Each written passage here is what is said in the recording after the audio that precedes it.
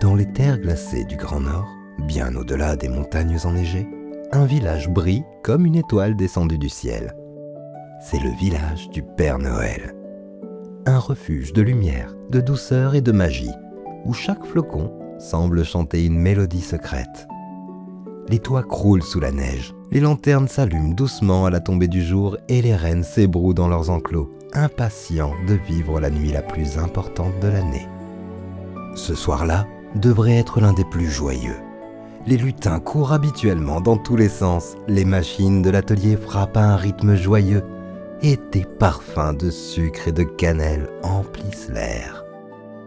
Pourtant, une inquiétude inhabituelle pèse sur le village. Les lanternes vacillent, les rennes piétinent nerveusement, les lutins se regroupent par petits groupes, leurs sourcils froncés et leurs mains tremblantes. Un objet essentiel a disparu, le grelot du ciel. Ce grelot argenté, lumineux comme un éclat d'étoile, réveille le vent céleste capable de soulever le traîneau du Père Noël. Sans son tintement sacré, le traîneau restera cloué au sol, incapable de décoller pour distribuer les cadeaux. Et l'horloge avance, minuit approche. Dans un petit chalet, près du grand sapin millénaire, dort une enfant de 8 ans, Camille. Elle a été invitée par les lutins pour quelques jours, car son cœur déborde d'une énorme gentillesse. Lorsqu'elle sort, emmitouflée dans son manteau, elle comprend immédiatement que quelque chose ne va pas. Le silence est lourd. Le village semble retenir son souffle. Juste devant elle se trouve un minuscule éclat argenté qui scintille dans la neige. Elle le ramasse. C'est une poussière magique, légère comme un souffle d'hiver. Camille comprend qu'il s'agit d'une piste. Elle avance lentement, observant chaque reflet sur le sol. La poussière forme un fil lumineux presque invisible, se faufilant entre les chalets enneigés. Pas après pas, elle suit cette trace qui l'attire comme un fil d'or. La piste la mène jusqu'au grand atelier des lutins. À l'intérieur, tout est figé. Les marteaux sont immobiles. Les rubans enchantés flottent sans vie. Les jouets, encore inachevés, reposent dans un silence étrange. Sans le grelot du ciel, la magie semble endormie. Camille avance doucement entre les établis. Près d'un rideau rouge brodé d'étoiles dorées, elle aperçoit un lutin assis sur le sol, la tête entre les mains. Lorsqu'il l'entend, il sursaute, ses yeux s'agrandissent. « Oh Camille, heureusement que tu es là. Le grelot du ciel a disparu. Sans lui, le traîneau ne pourra jamais s'élever dans le ciel. Nous avons cherché partout, mais la piste s'arrête ici. Noël est en danger. » Le lutin s'interrompt, remarque l'éclat argenté dans la main de Camille, et ses yeux s'illuminent. « Mais tu as retrouvé une trace ? Le grelot laisse parfois des fragments de lumière lorsqu'il est déplacé trop vite. Peut-être que toi, tu peux le retrouver. La magie t'écoute, tu sais. » Camille ne répond pas. Son silence est doux, apaisant, presque magique lui aussi.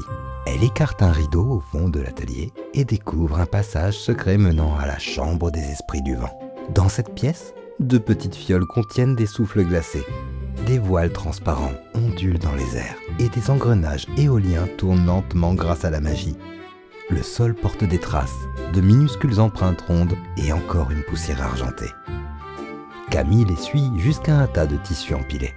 Et là, recroquevillé comme un flocon qui aurait eu peur de fondre, elle aperçut un lièvre de glace qui respire timidement. Entre ses pattes, un éclat d'argent brille, le grelot du ciel. Camille s'agenouille, tend doucement la main. L'animal, inquiet au début, finit par poser le grelot au sol, comme s'il comprenait qu'il appartient à un destin bien plus grand que lui. Il se blottit ensuite contre la main de Camille, qui le caresse tendrement en guise de remerciement. Elle récupère le grelot et instantanément, il se met à briller de 1000 feux et se mit à tinter légèrement. Camille revint vers le lutin qui l'attend, les yeux brillants d'espoir. « Tu l'as retrouvé! Vite, vite! Le traîneau attend! Le vent céleste se réveille déjà !» Camille se met en route vers le hangar du traîneau, suivie par le lutin qui trottine derrière elle. Les rennes piaffent d'impatience. Ils sentent que quelque chose a changé, que la magie revient. Au centre du hangar, un socle en cristal attend le grelot. Camille s'approche, le grelot danse dans ses mains, vibrant d'énergie. Lorsqu'elle le dépose sur son support, une onde de lumière traverse le hangar. Les lanternes explosent de clarté, les rênes bondissent, le traîneau s'élève d'un souffle, comme attiré vers le ciel. La grande horloge du village entonne alors son carillon. Un coup, puis deux, minuit est tout proche. Le lutin se tourne vers Camille, les yeux brillants. Grâce à toi, Noël vivra encore. Tu as sauvé la nuit la plus magique de l'année. Camille regarde le traîneau s'élever parmi les étincelles, léger comme un rêve éveillé. Le grelot résonne, sa mélodie traverse le village, réveille la magie et fait vibrer les aurores boréales qui s'étirent dans le ciel comme des rubans. Et dans cette nuit glacée, où tout redevient possible, la petite fille a offert au monde un cadeau plus précieux que tous les jouets, la magie de Noël.